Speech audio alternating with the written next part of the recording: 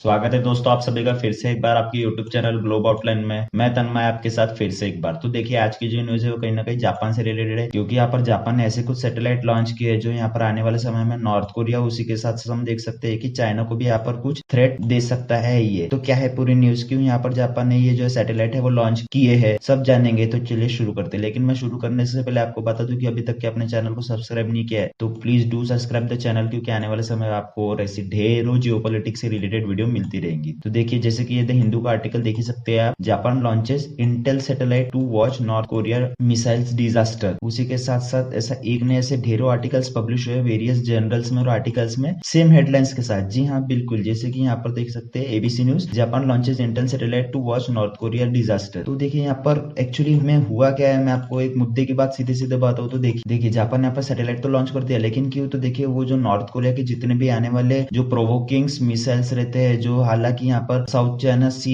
की तरफ या फिर जापान सी की तरफ वो दागता है, तो उससे कहीं ना कहीं उसकी जो मूवमेंट है मिलिट्री सिस्टम को लेकर, उस पर नजर रखने के लिए यहाँ पर जापान ने ये जो है सैटेलाइट लॉन्च किया। जी हाँ बिल्कुल, देखिए ये जो सैटेलाइट है वो कहीं ना कहीं मित्सुबिशी हेवी इंडस्ट्रीज ने यहाँ पर लॉन्च किया। जी हाँ बिल्कुल, और इनका मानना है कि देखिए ये जो सैटेलाइट है ना, उसकी रेंज इतनी है कि ये 24 घंटे भी है यहाँ पर नॉर्थ कोरिया पर नजर रख सकता है, उनकी मिलिट्री एक्टिविटीज पर या फिर जो भी वो अपने जो मिसाइल लॉन्च कर रहे हैं उस पर भी। अब देखिए ये जो प्रोग्राम है ना, ये जापान का काफी पुराना प्रोग्राम है। जी हाँ बिल्कुल, ये 1988 का प्रोग्राम है जैसे कि आप देख सकते हो। और यहाँ पर जो है उन्होंने ऐसे 10 मिसाइल लॉन्च करने का एक प्रोग्राम बनाया था, जो कि आने वाले समय में जापान पे जितनी भी अटैक्स होते हैं या फिर आप देख ही सकते हैं। हालांकि देखिए जापान की जैसे जोग्राफिकल लोकेशन है ना, वहां पर आए दिन भूकंप या सुनामी आती रहते हैं, तो उसको टैकल करने के लिए कि कब कौन सी सुनामी आएगी, कब कितने % का अर्थक्वेक आ सकता है, उसको निगरानी में रखने के लिए ना यहाँ पर जापान ने जो है ये प्रोग्राम लॉन्च किया था। तो देखिए ऐसा आखिर में हुआ क्या है, और हम देख सकते हैं कि यहाँ पर जो है ना हाल ही में जापान ने अपनी जो पॉलिसी है नेशनल सिक्योरिटी पॉलिसी, उसमें भी काफी चेंजेस लाए थे और न्यू नेशनल सिक्योरिटी पॉलिसी आई थी। तो देखिए न्यू नेशनल सिक्योरिटी पॉलिसी में जापान ने ऐसा क्या खास रखा है, तो देखिए मैं आपको बता दूं कि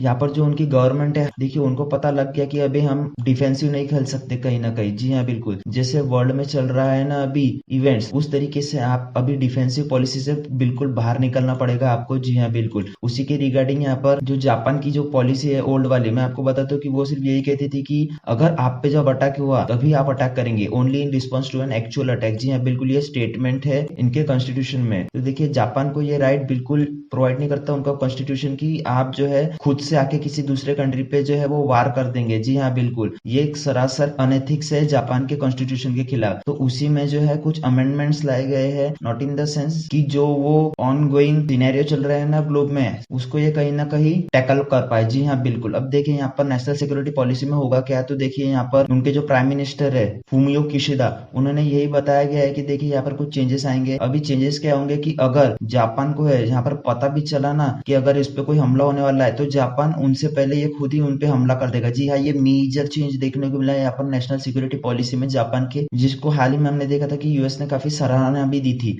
अब देखिए यहाँ पर होगा क्या कि जैसे यहाँ पर आप देख सकते हैं ये न्यूज में कि जापान ने जो सैटेलाइट है वो लॉन्च कर दी, ठीक है ना। अब इसको पता चला जापान को कि कहीं ना कहीं यहाँ पर आने वाले समय में जापान पे मिसाइल्स का अटैक होने वाला है, वो भी चाइना के थ्रू। तो ये क्या करेगा, इसका काउंटर करेगा। जी हाँ बिल्कुल, और अपने जो मिसाइल्स है, अपने यही मिसाइल्स यहाँ पर दाग देगा चाइना के खिलाफ। तो आने वाले समय में इन्हें ये जो है वो काउंटर स्ट्राइक का नाम दे रहे हैं। जी हाँ बिल्कुल, काउंटर स्ट्राइक का। तो ये एक मेजर चेंज देखने को मिला है हमारे जापान के नेशनल सिक्योरिटी पॉलिसी बिल में। अब उसी के साथ साथ देखिए हम जापान जो है वो काफी एक्टिव नहीं था मिलिट्री डिफेंस सिस्टम को लेके। जी हाँ बिल्कुल, क्योंकि देखिए यहाँ पर एक्टिव होने का कारण ये बना है कि यहाँ पर सेम न्यूज देख सकते हैं यहाँ पर कि North Korea fires 3 ballistic missile towards sea of Japan. अब देखिए इस मिसाइल ने यहाँ पर जापान को हिट तो नहीं किया था, लेकिन माना जाता है कि आने वाले समय में ऐसा कुछ हो सकता है जैसे यूक्रेन रशिया का वार देखा, कैसे रशिया ने यूक्रेन पे पूरा कब्जा कर लिया, उसी के साथ साथ चाइना कैसे एग्रेशन पसार रहा है अपने साउथ चाइना सी में। तो उसी को देखते हुए ना यहाँ पर ये काफी जरूरी था जापान के लिए कोई आने वाले समय में अपना जो डिफेंस का सिस्टम है ना वो काफी अपग्रेड करे, और आने वाले समय में अपने जो डिफेंस सिस्टम है उसमें कहीं ना कहीं ऐसे अत्याधुनिक मिसाइल्स, टैंक्स या फिर जितने भी ऐसे इक्विपमेंट्स है डिफेंस के, वो यहाँ पर इक्विप्ड करे। यही एक न्यूज नहीं है, यहाँ पर ऐसे ढेरों न्यूज है जो ये बताते हैं है कि ये काफी ज्यादा जरूरी था जापान के लिए। जैसे तो देखिए जापान ने जैसे ही न्यूज दी ना कि जापान अपने मिलिट्री सेटअप बढ़ा रहा है, तो यहाँ पर नॉर्थ कोरिया ने सीधे सीधे यहाँ पर कड़ी आलोचना की है यहाँ पर जापान की कि देखिए आप ये कैसे कर सकते हैं। जी हाँ बिल्कुल। और हालांकि देखिए यहाँ पर जो इनके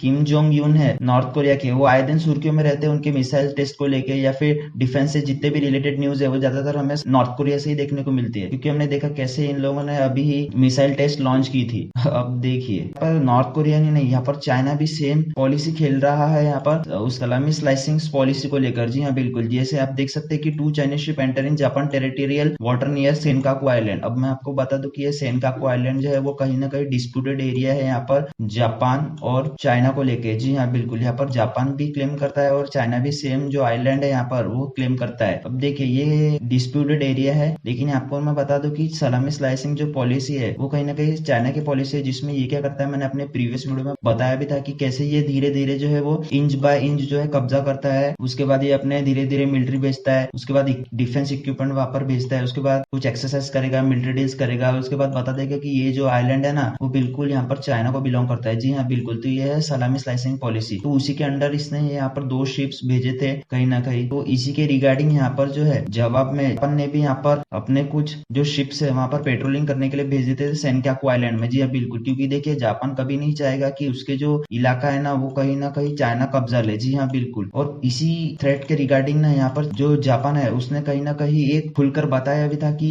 कैसे हमें जो है वो काउंटर करना चाहिए चाइना को। जैसे कि ये देख सकते हैं Japan US and Europe must act together on China. ये जो है ये पीएम है जो जापान के, उन्हीं का ये स्टेटमेंट था। जी हाँ बिल्कुल। कि कैसे हमें आने वाले समय में काउंटर करना चाहिए चाइना को, क्योंकि देखिए चाइना से सभी परेशान है। देखिए चाइना कैसे इंडियन बॉर्डर पर एग्रेशन दिखाता है, कैसे यूएस के साथ ये आए दिन भिड़ता रहता है। तो जी हाँ बिल्कुल। तो अभी आने वाले समय में देखना होता है कि क्या इस पे कुछ अपडेट आती है और जापान जो है वो अपने डिफेंस में कौन से ऐसे इक्विपमेंट्स लाता है। क्या ये इंडिया से कुछ ब्रह्मोस खरीदेगा या फिर ऐसे कुछ टैंक्स जो इंडिया मैन्युफैक्चर करता है। जी हाँ बिल्कुल। क्या ये देखिए जियोपॉलिटिकल में एक बड़ा इवेंट उभर कर आ सकता है, क्योंकि जापान की जो पॉलिसी है वो पूरी तरीके से अभी चेंज हो चुकी है। जी हाँ बिल्कुल। तो दोस्तों आज की वीडियो में इतना ही, मिलते हैं अगली वीडियो में। And as you all know life is a long lesson in humility, so be safe and be strong.